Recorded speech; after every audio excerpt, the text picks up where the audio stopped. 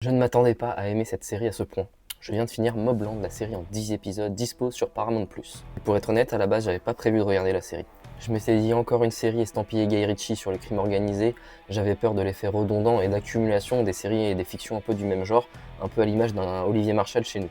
Et même si Guy Ritchie est producteur exécutif de la série et réalise les 2 premiers épisodes, la série est écrite et créée par Ronan Bennett à qui l'on doit l'excellente The Day of the Jackal de l'année dernière.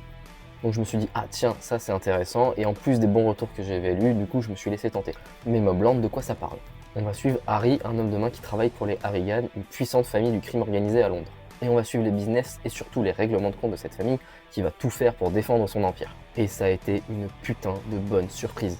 Si en soi la série ne révolutionne rien dans le genre, c'est une série qui est mature, qui sait où elle va, elle est hyper intelligente dans son écriture, dans sa gestion du rythme, dans sa photographie qui est très très belle.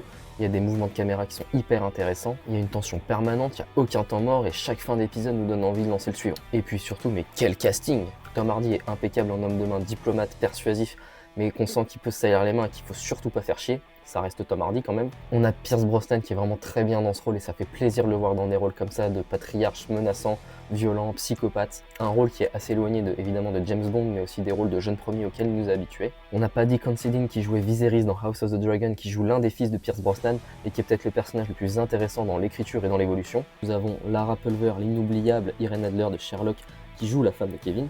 On a Jeff Bell qui est décidément né pour jouer des criminels violents made in UK, qui joue Richie, le chef du gang rival.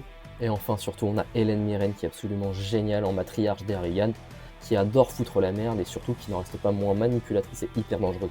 Donc très honnêtement, Mobland, j'en attendais rien et ça a été vraiment une très belle surprise, une très belle découverte et ça en fait une très bonne nouveauté de l'année 2025. La série a déjà été prolongée pour une saison 2 et bien sûr que je serai là pour suivre ça.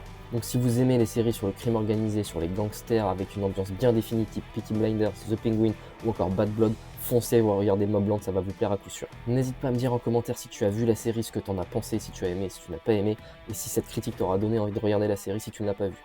C'était Marty pour vous servir et nous on se retrouve pour une prochaine critique. Ciao!